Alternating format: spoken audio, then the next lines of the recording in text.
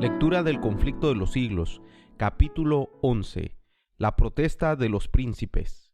Uno de los testimonios más notables dados en favor de la Reforma fue la protesta presentada por los príncipes cristianos de Alemania ante la Dieta de Spira, el año 1529.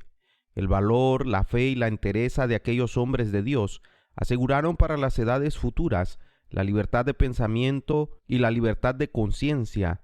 Esta protesta dio a la Iglesia reformada el nombre de protestante y sus principios son la verdadera esencia del protestantismo.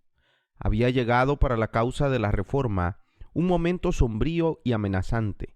Pese al edicto de Worms, que declaraba a Lutero como un proscrito y prohibía enseñar o creer sus doctrinas, la tolerancia religiosa había prevalecido en el imperio. La providencia de Dios había contenido las fuerzas que se oponían a la verdad. Carlos V se esforzaba por aniquilar la Reforma, pero muchas veces, al intentar dañarla, se veía obligado a desviar el golpe. Vez tras vez había parecido inevitable la inmediata destrucción de los que se atrevían a oponerse a Roma, pero en el momento crítico aparecían los ejércitos de Turquía en las fronteras del Oriente, o bien el rey de Francia o el Papa mismo, celosos de la grandeza del emperador, le hacían la guerra, y de esta manera, entre el tumulto y las contiendas de las naciones, la Reforma había podido extenderse y fortalecerse. Sin embargo, finalmente los soberanos papistas pusieron tregua a sus disputas para hacer causa común contra los reformadores. En 1526, la Dieta de Spira había concedido a cada estado plena libertad en asuntos religiosos, hasta tanto que se reuniese un concilio general, pero en cuanto desaparecieron los peligros que imponían esta concesión, el emperador convocó una segunda Dieta en Spira para 1529. Con el fin de aplastar la herejía, quería inducir a los príncipes, en lo posible, por medios pacíficos, a que se declararan contra la Reforma, pero si no lo conseguía por tales medios, Carlos estaba dispuesto a echar mano de la espada. Los papistas se consideraron triunfantes, se presentaron en gran número en Spira y manifestaron abiertamente sus sentimientos hostiles para con los reformadores y para con todos los que lo apoyaban.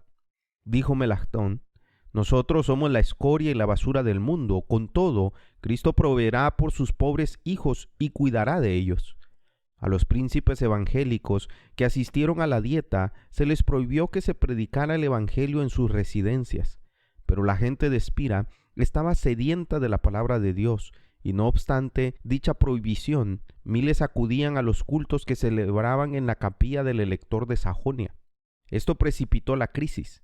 Una comunicación imperial anunció a la Dieta que, habiendo originado graves desórdenes la autorización que concedía la libertad de conciencia, el emperador mandaba que fuese suprimida. Este acto arbitrario despertó la indignación y los temores de los cristianos evangélicos. Uno de ellos dijo: «Cristo ha caído de nuevo en manos de Caifás y de Pilato». Los romanistas se volvieron más intransigentes. Un fanático papista dijo: «Los turcos son mejores que los luteranos, porque los turcos observan días de ayuno, mientras que los luteranos los profanan. Si hemos de escoger entre las sagradas escrituras de Dios y los antiguos errores de la Iglesia, tenemos que rechazar aquellas». Melanchthon decía: «Cada día, Faber, en plena asamblea, arroja una piedra más contra los evangélicos». La tolerancia religiosa había sido implantada legalmente, y los estados evangélicos resolvieron oponerse a que sus derechos fueran pisoteados. A Lutero, todavía condenado por el edicto de Worms, no se le permitió asistir a Spira, pero se presentaron sus colaboradores y los príncipes que Dios había suscitado en defensa de su causa en aquel trance. El ilustre Federico de Sajonia, antiguo protector de Lutero, había sido arrebatado por la muerte, pero el duque Juan, su hermano y sucesor, había saludado la Reforma con gran gozo, y aunque hombre de paz, no dejó de desplegar gran energía y celo en todo lo que se relacionaba con los intereses de la fe. Los sacerdotes exigían que los estados que habían aceptado la Reforma se sometieran incondicionalmente a la jurisdicción de Roma. Por su parte, los reformadores reclamaban la libertad que previamente se les había otorgado. No podían consentir en que Roma volviera a tener bajo su dominio los estados que habían recibido con tanto regocijo la palabra de Dios. Finalmente, se propuso que en los lugares donde la reforma no había sido establecida, el edicto de Worms se aplicara con todo rigor, y que en los lugares donde el pueblo se había apartado de él y donde podría ser conforme a él sin peligro de levantamiento, por lo menos se introdujera alguna nueva reforma, no se predicara sobre puntos que se presentaran a disputas, no se hicieran oposición a las celebraciones de la misa, ni se permitiera que los católicos romanos abrazaran la doctrina de Lutero. La Dieta aprobó esta medida con gran satisfacción de los sacerdotes y prelados del Papa. Si se aplicaba este edicto, la reforma no podría extenderse donde no había llegado todavía, ni podría siquiera afirmarse en los países en que se había extendido. Quedaría suprimida la libertad de expresión y no se tolerarían más conversaciones, y se exigía a los amigos de la Reforma que se sometieran inmediatamente a estas restricciones y prohibiciones. Las esperanzas del mundo parecían estar a punto de extinguirse. El restablecimiento de la jerarquía papal volvería a despertar inevitablemente los antiguos abusos, y sería fácil hallar ocasión de acabar con una obra que ya había sido atacada tan violentamente por el fanatismo y la disensión. Cuando el partido evangélico se reunió para conferenciar, los miembros se miraban unos a otros con manifiesto desaliento. Todos se preguntaban, ¿qué debemos de hacer? Estaban en juego grandes consecuencias para el porvenir del mundo. ¿Debían someterse los jefes de la Reforma y acatar el edicto? Cuán fácil hubiera sido para los reformadores en aquella hora angustiosa en extremo tomar un sendero errado. Cuántos buenos pretextos y justas razones podían haber encontrado para someterse. A los príncipes luteranos se les garantizaba el libre ejercicio de su religión. El mismo favor se hacía extensivo a sus súbditos que con anterioridad al edicto hubiesen abrazado la fe reformada. ¿No podían contentarse con esto? ¿De cuántos peligros se libraría su sumisión? ¿A cuántos sinsabores y conflictos les iba a exponer su oposición? ¿Quién sabía qué oportunidad les traería el porvenir? Abracemos la paz, aceptemos el ramo del olivo que nos brinda Roma y restañemos las heridas de Alemania. Con argumentos como estos, los reformadores podrían haber justificado la sumisión y entrado en el sendero que seguramente y en poco tiempo hubiera dado al traste con la reforma. Afortunadamente, consideraron el principio sobre el cual se estaba basando el acuerdo y obraron por fe. ¿Cuál era ese principio? Era el derecho de Roma de coartar la libertad de conciencia y prohibir la libre investigación, pero ¿no había quedado estipulado que ellos y sus súbditos protestantes gozarían libertad religiosa? Sí, pero como un favor consignado en el acuerdo y no como un derecho. En cuanto a aquellos a quienes no alcanzaba la disposición, los había de regir el gran principio de autoridad. La conciencia no contaba para nada. Roma era el juez infalible a quien habría de obedecer. Aceptar semejante convenio hubiera equivalido a admitir que la libertad religiosa debería limitarse a la sajonia reformada, y en el resto de la cristiandad, la libre investigación y la profesión de fe reformada serían entonces crímenes dignos del calabozo o la hoguera. ¿Se resignarían ellos a ver así localizada la libertad religiosa? ¿Declararían con esto que la reforma había alcanzado a su último converso y llegado al límite de su territorio? ¿Y que en las regiones donde Roma dominaba, su dominio se perpetuaría? ¿Podrían los reformadores declararse inocente de la sangre de los cientos y miles de luchadores que, perseguidos por semejante edicto, tendrían que sucumbir en los países dominados por el Papa? Esto hubiera sido traicionar en aquella hora suprema la causa del Evangelio y las libertades de la cristiandad. Más bien, lo sacrificarían todo, hasta sus posesiones, sus títulos y sus propias vidas. Rechacemos este decreto, dijeron los príncipes. En asuntos de conciencia la mayoría no tiene poder, declararon los diputados. Es el decreto de 1526 al que debemos la paz de que se disfruta en el imperio. Su abolición llenaría a Alemania de disturbios y facciones. La Dieta es incompetente para hacer algo más que preservar la libertad religiosa hasta tanto que se reúna un concilio general. Proteger la libertad de conciencia es un deber del Estado y es el límite de su autoridad en materia de religión. Todo gobierno secular que intenta regir las observancias religiosas o imponerlas por medio de la autoridad civil sacrifica precisamente el principio por el cual lucharon tan noblemente los cristianos evangélicos. Los papistas resolvieron concluir con lo que llamaban una atrevida obstinación. Comenzaron por intentar causar divisiones entre los que sostenían la causa de la Reforma e intimidar a quienes todavía no se habían declarado abiertamente por ella. Los representantes de las ciudades libres fueron citados a comparecer ante la Dieta y se les exigió que declarasen si accederían a las condiciones del edicto. Pidieron ellos que se les diera tiempo para contestar, lo que no les fue concedido. Al llegar el momento en que cada cual debía dar su opinión personal, casi la mitad de los circunstantes se declararon por los reformadores. Los que así se negaron a sacrificar la libertad de conciencia y el derecho de seguir su juicio individual, sabían muy bien que su actitud les acarrearía las críticas, la condenación y la persecución, y uno de los delegados dijo: «Debemos negar la palabra de Dios o ser quemados». El rey Fernando, representante del emperador ante la Dieta, vio que el decreto causaría serios disturbios a menos que se indujese a los príncipes a aceptarlo y apoyarlo. En vista de esto, apeló al arte de la persuasión, pues sabía muy bien emplear la fuerza contra semejantes hombres no tendría otro resultado que confirmarlos en sus resoluciones. Suplicó a los príncipes que aceptasen el decreto, asegurándoles que este acto llenaría de regocijo al emperador. Pero estos hombres leales reconocían una autoridad superior a todos los gobernantes de la tierra y contestaron con toda calma: «Nosotros obedeceremos al emperador en todo aquello que contribuya a mantener la paz y la gloria de Dios». Finalmente, manifestó el rey al elector y a sus amigos en presencia de la Dieta que el edicto iba a ser promulgado como decreto imperial y que lo único que les quedaba era someterse a la decisión de la mayoría. Y habiéndose expresado así, salió de la asamblea. Sin dar oportunidad a los reformadores para discutir o replicar, en vano estos le mandaron mensajeros para instarle a que volviera.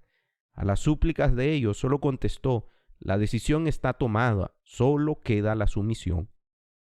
El partido imperial estaba convencido de que los príncipes cristianos se aferrarían a las Santas Escrituras como una autoridad superior a las doctrinas y a los mandatos de los hombres. Sabían también que allí donde se adoptara esta actitud, el papado sería finalmente derrotado. Pero como lo han hecho millares desde entonces, mirando las cosas que se ven, se lisonjeó de que la causa del emperador y del papa quedaba firme y muy débil la de los reformadores. Si estos solo hubiesen dependido del auxilio humano, habrían quedado tan indefensos como lo suponían los papistas. Pero aunque débiles en número y en desacuerdo con Roma, tenían fuerza. Apelaban de las decisiones de la Dieta a la palabra de Dios y del emperador Carlos a Jesucristo, Rey de Reyes y Señor de Señores. Como Fernando se había negado a tener en cuenta las convicciones de los príncipes, decidieron estos no hacer caso de su ausencia, sino presentar sin demora su protesta ante el Concilio Nacional. Formularon en consecuencia la siguiente declaración que fue presentada a la Dieta: «Protestamos por medio de este manifiesto ante Dios nuestro único Creador, Conservador, Redentor y Salvador, y que un día será nuestro juez, como también ante todas las personas y todas las criaturas, y hacemos presente que nosotros, en nuestro nombre y por nuestro pueblo, no daremos nuestro consentimiento ni nuestra adhesión de manera alguna al propuesto decreto. En todo aquello que sea contrario a Dios, a su santa palabra, a los derechos de nuestra conciencia y a la salvación de nuestras almas». ¿Cómo? ¿Ratificar nosotros este edicto? No podemos admitir que cuando el Dios Todopoderoso llame a un hombre a su conocimiento, no se le permita abrazar este conocimiento divino. No hay doctrina verdadera sino la que esté conforme con la palabra de Dios. El Señor prohíbe la enseñanza de cualquier otra doctrina. Las Santas Escrituras deberían explicarse con otros textos más claros. Este santo libro es en todo cuanto es necesario al cristiano, de fácil interpretación y capaz de disipar las tinieblas y estamos resueltos por la gracia divina a mantener la predicación pura y exclusiva de la palabra de Dios sola, tal como lo contienen los libros bíblicos del Antiguo y Nuevo Testamento, sin alteraciones de ninguna especie. Esta palabra es la única verdad, es la regla segura de toda doctrina y de toda vida, y no puede faltar ni engañarnos. El que edifica sobre este fundamento estará firme contra los poderosos del infierno, mientras que cuanta vanidad se le oponga caerá delante de Dios. Por tanto, rechazamos el yugo que se nos impone, y al mismo tiempo esperamos que Su Majestad Imperial se portara con nosotros como príncipe cristiano que ama a Dios sobre todas las cosas, y declaramos que estamos dispuestos a prestarle a Él lo mismo que a vosotros, honorables señores, todo el afecto y la obediencia que creemos deberos en justicia. Este acto produjo honda impresión en el ánimo de la dieta. La mayoría se sorprendió y alarmó ante el arrojo de los que suscribían semejante protesta. El porvenir se presentaba incierto y proceloso. Las disensiones, las contiendas y el derramamiento de sangre parecían inevitables, pero los reformadores, firmes en la justicia de su causa y entregándose en brazos del Omnipotente, se sentían fuertes y llenos de valor. Los principios contenidos en esta célebre protesta constituyen la esencia misma del protestantismo. Ahora bien, esta protesta se opone a los dos abusos que se cometen en asuntos de fe. El primero en la intervención del magistrado civil y el segundo, la autoridad arbitraria de la Iglesia. En lugar de estos dos abusos, el protestantismo sobrepone la autoridad de la conciencia a la del magistrado y la de la palabra de Dios a la Iglesia visible. En primer lugar, niega la competencia del poder civil en asuntos de religión y dice con los profetas y apóstoles: es necesario obedecer a Dios antes que a los hombres. A la corona de Carlos V sobrepone la de Jesucristo. Es más, sienta el principio de que toda enseñanza humana debe subordinarse a los oráculos de Dios. Los protestantes afirmaron además el derecho que se les asistía para expresar libremente sus convicciones en cuanto a la verdad. Querían no solamente creer y obedecer, sino también enseñar lo que contienen las Santas Escrituras, y negaban el derecho del sacerdote o del magistrado para intervenir en asuntos de conciencia. La protesta de Spira fue un solemne testimonio contra la intolerancia religiosa y una declaración en favor del derecho que asiste a todos los hombres para adorar a Dios según les dicte la conciencia.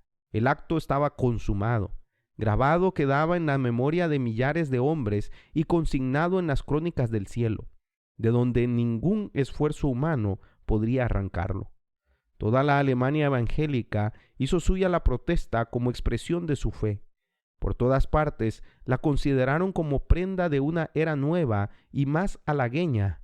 Uno de los príncipes se expresó así ante la protesta de Spira: que el Todopoderoso, que os ha concedido gracia para que le confeséis energéticamente, con libertad y denuedo, se digne conservaros en esta firmeza cristiana hasta el día de la eternidad.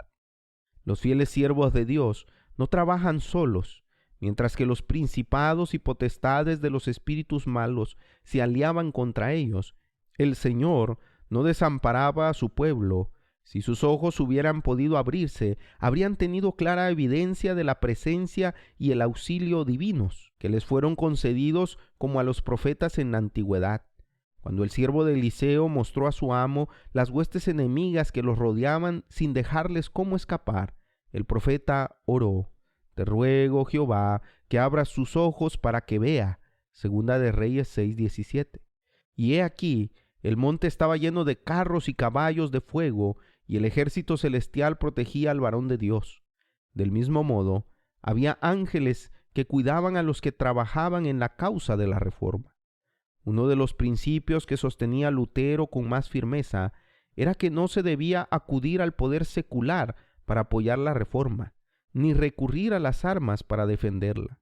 Se alegraba de la circunstancia de que los príncipes del imperio confesaran el Evangelio, pero cuando estos mismos príncipes intentaron unirse en una liga defensiva, declaró que la doctrina del Evangelio debía ser defendida solamente por Dios, Cuanto menos interviniesen los hombres en esta obra, más notable sería la intervención de Dios con su favor.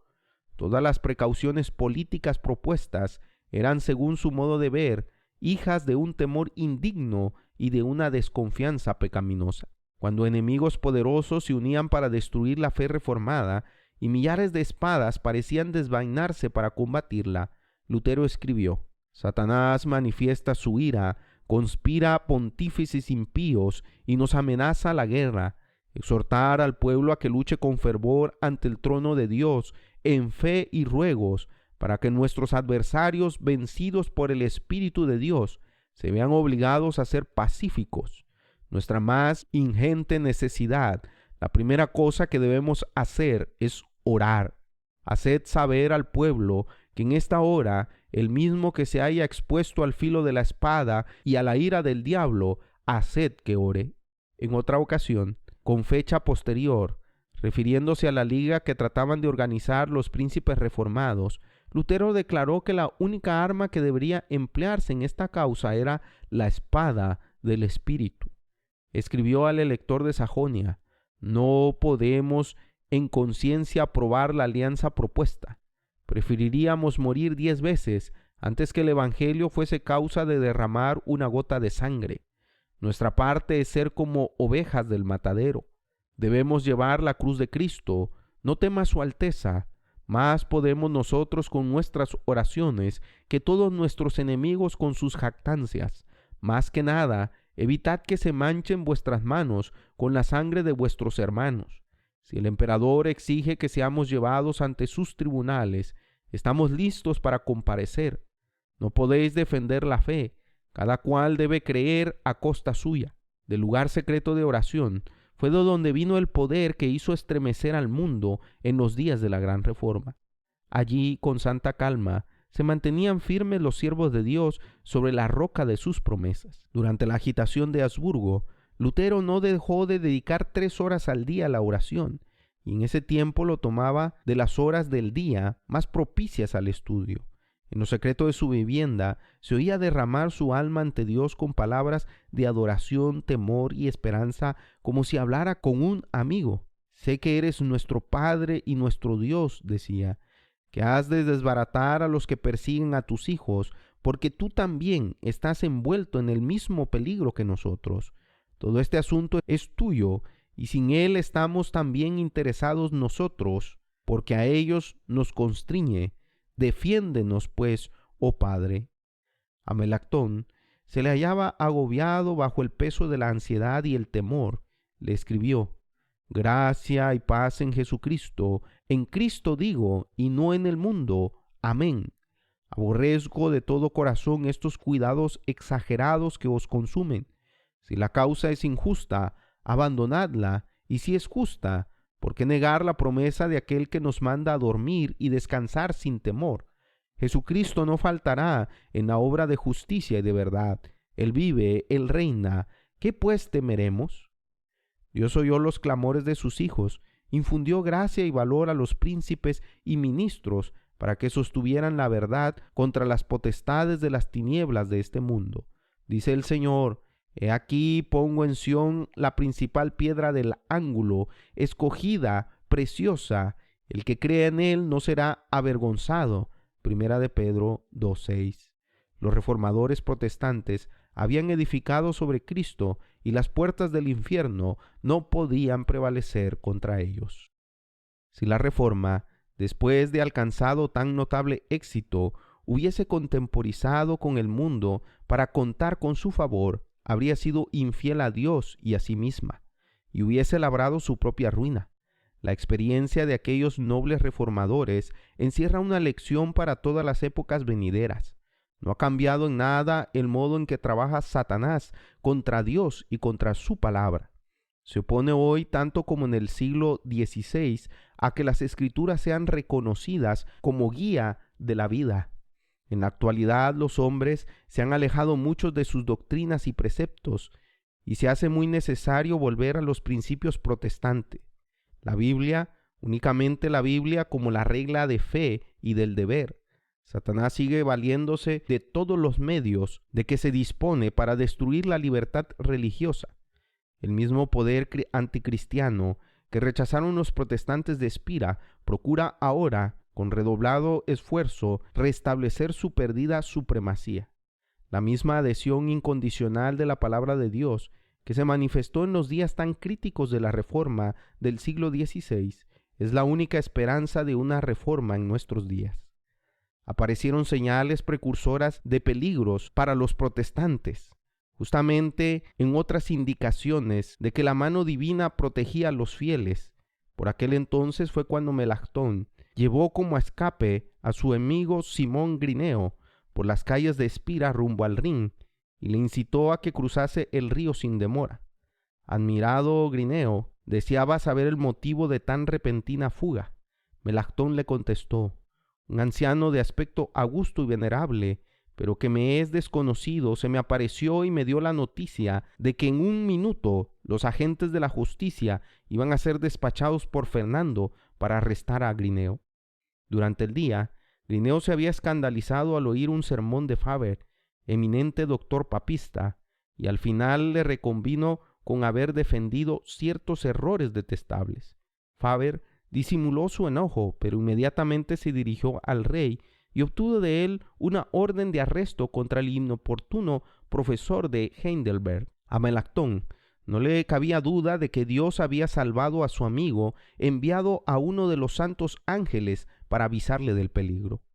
Melactón permaneció en la ribera del río hasta que las aguas mediaran entre su amado amigo y aquellos que le buscaban para quitarle la vida. Así que le vio a salvo en la ribera opuesta, exclamó: ya está fuera del alcance de las garras de los que tienen sed de sangre inocente. De regreso en su casa, se le dijo a Melactón que unos emisarios habían estado buscando a Grineo y registrándolo todo de arriba abajo. La reforma debía alcanzar mayor preeminencia ante los poderosos de la tierra. El rey Fernando se había negado a oír a los príncipes evangélicos, pero iban a tener la oportunidad de presentar su causa ante el emperador y ante la asamblea de los dignatarios del Estado y de la Iglesia. Para calmar las disensiones que perturbaban el imperio, Carlos V, un año después de la protesta de Espira, convocó a una dieta en Habsburgo, manifestando que él mismo la presidiría, y a ella fueron convocados los dirigentes de la causa protestante. Grandes peligros amenazaban a la reforma, pero sus defensores confiaron su causa a Dios y se comprometieron a permanecer firmes y fieles al Evangelio. Los consejeros del elector de Sajonia le instaron a que no compareciera ante la dieta. Decían ellos que el emperador pedía la presencia de los príncipes para traerlos a una trampa. ¿No era arriesgarlo todo, eso de encerrarse dentro de los muros de una ciudad a merced de sus poderosos enemigos? Otros, en cambio, decían: si los príncipes se portan con valor, la causa de Dios está salvada. Fiel es Dios y nunca nos abandonará, decía Lutero. El elector y su comitiva se encaminaron a Habsburgo.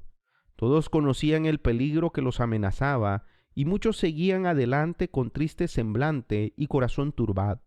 Pero Lutero, que los acompañó hasta Coburgo, reanimó su débil fe cantando el himno escrito en el curso de aquel viaje: Castillo fuerte es nuestro Dios. Muchos lúgubres presentimientos se desvanecieron y muchos corazones apresumbrados sintieron alivio al oír las inspiradoras estrofas. Los príncipes reformados habían resuelto redactar una exposición sistemática de sus opiniones, con pruebas de las Santas Escrituras, y presentarla a la dieta, y se encomendó la tarea de su preparación a Lutero, Melactón y sus compañeros. Esta confesión fue aceptada por los protestantes como expresión genuina de su fe, y se reunieron para firmar tan importante documento. Fue esta una ocasión solemne y decisiva. Estaban muy deseosos los reformadores de que su causa no se confundiera con los asuntos políticos y creían que la reforma no debía ejercer otra influencia que la que procede de la palabra de Dios. Cuando los príncipes cristianos se adelantaron a firmar la confesión, Melactón se interpuso diciendo: a los teólogos y a los ministros es a quienes corresponde proponer estas cosas. Reservemos para otros asuntos la autoridad de los poderes de esta tierra. No permita Dios, replicó Juan de Sajonia, que sea yo excluido, estoy resuelto a cumplir con mi deber y sin preocuparme de mi corona, deseo confesar al Señor. Mi birrete y mi toga de elector no me son tan preciados como la cruz de Cristo. Habiendo dicho esto, firmó. Otro de los príncipes, al tomar la pluma para firmar, dijo: si la honra de mi Señor Jesucristo lo requiere, estoy listo para sacrificar mis bienes y mi vida. Preferiría dejar a mis súbditos, mis estados y las tierras de mis padres para irme bordón en mano, prosiguió diciendo, antes de recibir otra doctrina que la contenida en esta confesión. Tal era la fe y el arrojo de aquellos hombres de Dios. Llegó el momento señalado para comparecer ante el emperador Carlos V. Sentado en su trono, rodeado de los electores y los príncipes, dio audiencia a los reformadores protestantes.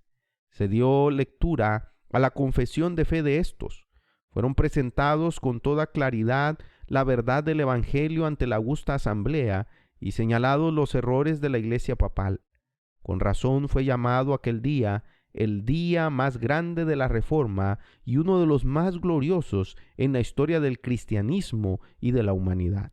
Hacía apenas unos cuantos años que el monje de Wittenberg se presentara solo en Worms ante el Concilio Nacional, y ahora, en vez de él, se veían los más nobles y poderosos príncipes del imperio. A Lutero no se le había permitido comparecer en Habsburgo, pero estaba presente por sus palabras y por sus oraciones.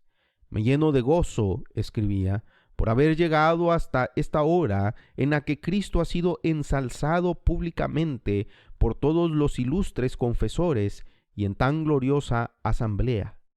Así se cumplió lo que dicen las Sagradas Escrituras. Hablaré de tus testimonios delante de los reyes. Salmo 119, 46. En el tiempo de Pablo, el evangelio por cuya causa se le encarceló fue presentado así a los príncipes y nobles de la ciudad imperial. Igualmente en Habsburgo, lo que el emperador había prohibido que se predicase desde el púlpito, se proclamó en el palacio. Lo que había sido estimado aún indigno de ser escuchado por los sirvientes, era escuchado con admiración por los amos y señores del imperio.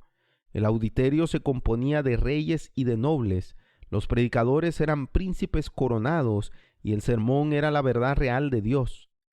Desde los tiempos apostólicos, dice un escritor, no hubo obra tan grandiosa ni confesión tan gloriosa. Todo lo que han dicho los luteranos es cierto y no lo podemos negar, declaraba un obispo papista. ¿Podéis refutar con buenas razones las confesiones hechas por el elector y sus aliados?, preguntaba otro obispo al doctor Eck. Sí, respondía, pero no con los escritos de los apóstoles y de los profetas, sino con los concilios y los escritos de los padres. Comprendo, repuso el que hacía la pregunta. Según su opinión, los luteranos están basados en las escrituras, en tanto que nosotros estamos fuera de ellas. Varios príncipes alemanes fueron convertidos a la fe reformada, y el mismo emperador declaró que los artículos protestantes contenían la verdad. La confesión fue traducida a muchos idiomas y circuló por toda Europa, y en las generaciones subsiguientes millones la aceptaron como expresión de su fe.